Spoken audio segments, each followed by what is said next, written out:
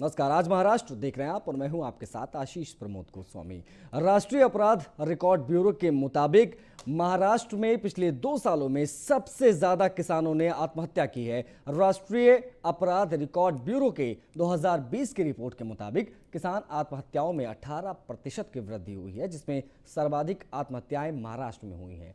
2019 और 20 में महाराष्ट्र किसान आत्महत्या और खेत मजदूरों की आत्महत्याओं में सबसे आगे रहा है। 2019 की तुलना में 2020 में किसान और खेत मजदूरों की आत्महत्याओं की घटनाओं में तकरीबन 4% की बढ़ोतरी हुई है। महाराष्ट्र में 4006, कर्नाटक में 2016, आंध्र प्रदेश में 889, मध्य प्रदेश में 735, छत्तीसगढ़ में 537 किसानों ने आत्महत्या की है। 2019 में भी यही राज्य किसान आत्महत्या के मामले में आगे चल रहे थे। राष्ट्रीय अपराध रिकॉर्ड ब्यूरो ने 28 अक्टूबर भारत में हुई आत्महत्याओं की रिपोर्ट जारी की है। इस रिपोर्ट के मुताबिक किसान और खेत मजदूरों की आत्महत्या कम होने के बजाय बढ़ी है। देश में 2020 में कृषि क्षेत्र में 10,677 लोगों ने आत्महत्या की, जो कुल आत्महत्याओं के 7% है। इसमें 5,579 किसान और 5,098 खेत मजदूरों ने सुसाइड किया।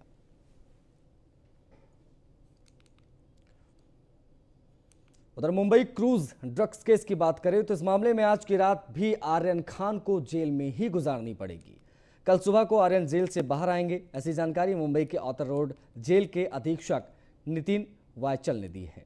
जमानत के लिए जरूरी कागजात शाम 5:30 बजे तक जेल प्रशासन के बॉक्स में पहुंचना जरूरी थे, लेकिन किसी वजह से वो कागजात तय समय के पहले जेल के लेटर बॉक्स में नहीं पहुंच पाए थे। बॉम्बे हाईकोर्ट ने कल आर्यन के साथ अरबाज मर्चेंट और मुनमुन धमोचा को भी जमानत उनकी मंजूर की थी। 1 लाख रुपयों के पर्सनल बॉन्ड और 14 शर्तों के साथ जमानत मंजूर की गई थी। आज कोर्ट ने जमानत की डिटेल ऑर्डर जारी की।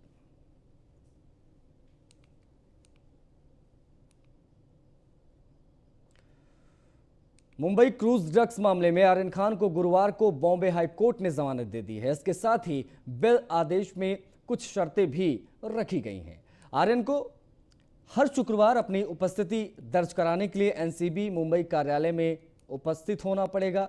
एनडीपीसी कोर्ट की अनुमति के बिना वो देश नहीं छोड़ सकते। तो बेल के साथ में ये आदेश जो जारी किए गए वो आपको बता रहे हैं। आर्यन खान के जमानत आदेश में कहा गया है कि वह 1 लाख रुपए की पीआर बॉन्ड को 1 या अधिक जमानत राशि के साथ पेश करेंगे। बेल ऑर्डर के मुताबिक आर्यन को हर शुक्रवार को सुबह 11 से 2 बजे के बीच एनसीबी मुंबई कार्यालय में हाजिरी लगानी होगी।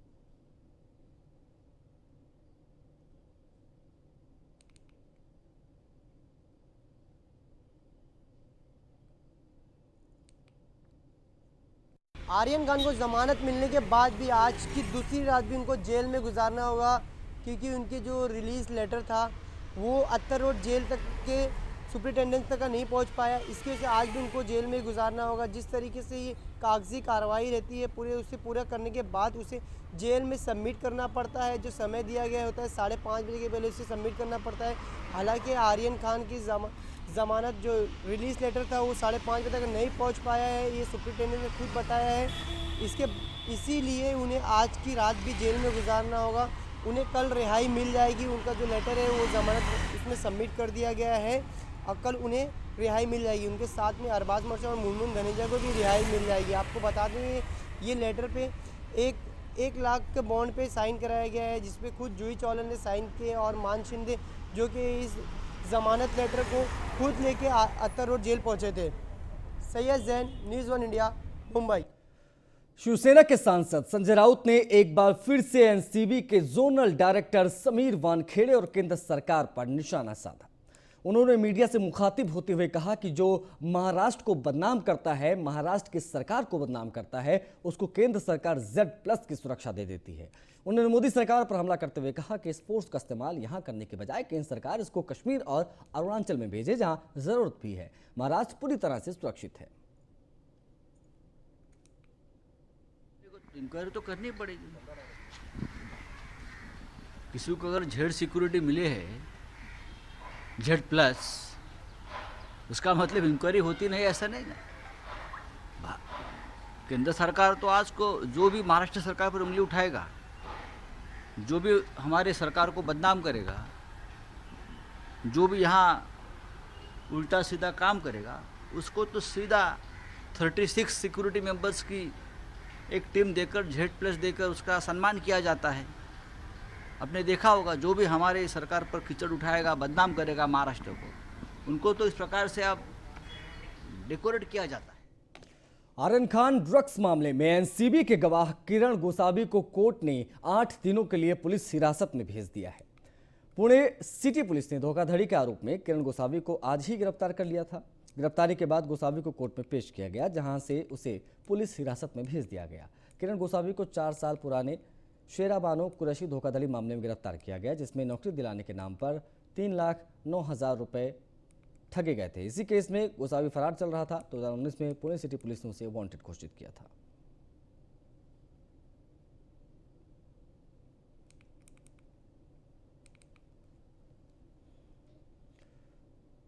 मुंबई के क्रूज रेप पार्टी मामले में महाराष्ट्र के कैबिनेट मंत्री नवाब मलिक ने विवादास्पद क्रूज पार्टी का एक वीडियो जारी किया है। इस वीडियो में एक महिला एक क्रूज पर एक पुरुष के साथ डांस करती दिख रही है। नवाब मलिक ने दावा किया है कि वह व्यक्ति काशिफ खान था, जो क्रूज पर पार्टी के आयोजकों में से एक था। नवाब मलिक द्वारा आयोजित एक पत्रकार परिषद में उन्होंने यह सवाल भी उठाया कि काशिफ खान क्रूज पर होने पर एनसीबी अधिकारी समीर वानखेड़े ने गिरफ्तार क्यों नहीं किया।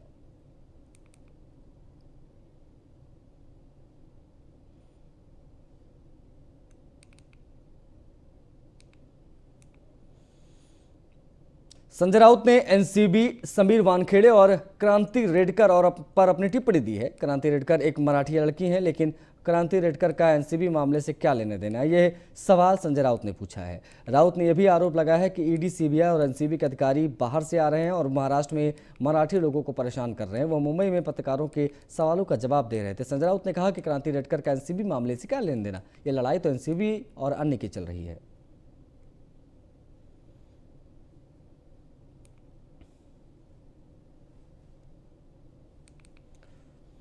महाराष्ट्र के पूर्व गृह मंत्री अनिल देशमुख को ईडी द्वारा पिछले कई दिनों से समन जारी किए जा रहे हैं।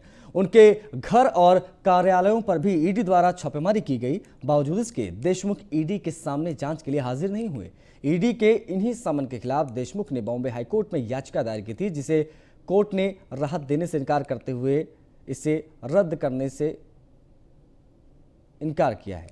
गिरफ्तार पूर्व जमानत के लिए विशेष न्यायालय में निर्देश भी कोर्ट के देशमुख को दिए हैं।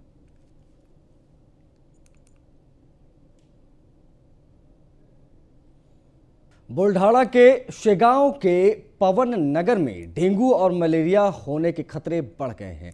बारिश का पानी मंदिर के परिसर में रुकने से डेंगू और मलेरिया होने की संभावना बढ़ी है और उसको लेकर स्थानीय लोगों ने चिंता जाहिर की है। मंदिर के परिसर पर नगर निगम का कोई ध्यान नहीं होने के कारण मंदिर के सामने पानी रुका हुआ है। ऐसी स्थानीय लोगों का शिकायतें हैं। इस रुके हुए पानी से डेंगू मलेरिया होने की संभावना बढ़ गई है।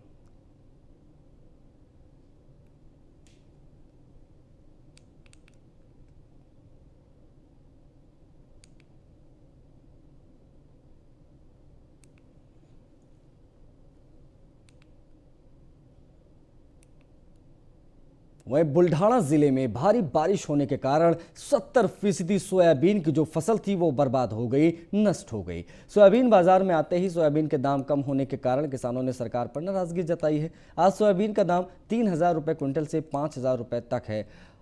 अगस्त सितंबर में सोयाबीन की फसल को 10,000 से 12,000 रुपये तक भाव था, लेकिन जैसे ही किसान की सोयाबीन मंडी में आते ही व्यापारी ने सोयाबीन की फसल का भाव 3,000 रुपये से 5,000 रुपये तक कर दिया।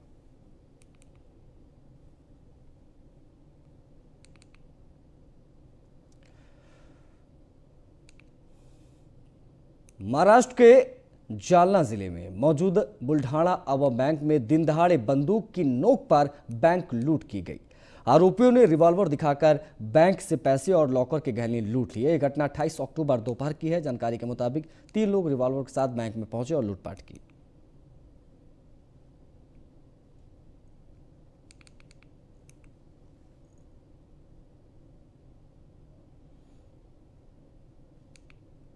सांगल जिले के मिरज शहर में पिस्टल बेचने आया एक इंसान को पुलिस ने गिरफ्तार किया। 10 साल में पहली बार मिरज में पिस्टल पकड़ने की वारदात सामने आई है। एडवेंचर ड्रामा फिल्म रणछोड़ का मोशन पोस्टर सामने आ गया है। नसरुद्दीन शाह की गूढ़ आवाज में फिल्म से एक आइकॉनिक डायलॉग सुनने को मिलता है। अध्ययन सुमन और शिरनवाज जिजीना अभिनीत फिल्म की शूटिंग जल्द ही शुरू होने वाली है और यह मोशन पोस्टर आपके फिल्म देखने की जिज्ञासा को बढ़ाएगा। रणछोड़ एक युवा और प्रतिभाशाली व्यक्ति की महान महत्वाकांक्षाओं की कहानी है, जो अपने परिवार को कर्ज से बचाने के लिए एक भावनात्मक और उतार चढ़ाव भरी यात्रा पर निकलता है।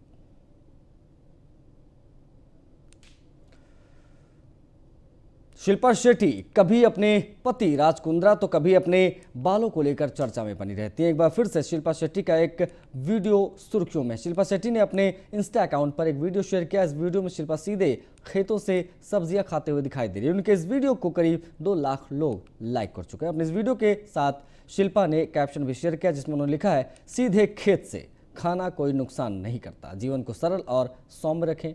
लोग शिल्पा के इस वीडियो पर जबरदस्त रिस्पॉन्स दे रहे हैं।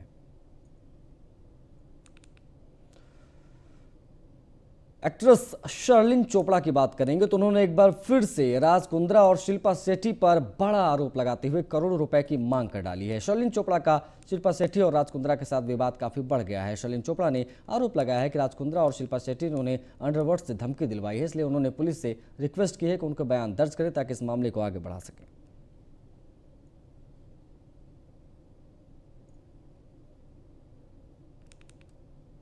हफ्ते के आखिरी कारोबारी दिन भी शेयर बाजार भारी गिरावट के साथ बंद हुए। सेंसेक्स 677 अंकों की गिरावट के साथ 59,306 पर बंद हुआ, तो निफ्टी 185.60 अंकों की गिरावट के साथ 17,671 अंकों पर बंद हुआ। वहीं इस हफ्ते सेंसेक्स में कुल 1,515 अंक और निफ्टी में 443 अंकों की गिरावट देखी गई। दिवाली के ठीक पहले बाजार में निवेशकों को मायूस किया है। बुलेटिन में फिलहाल इतना ही। नमस्कार।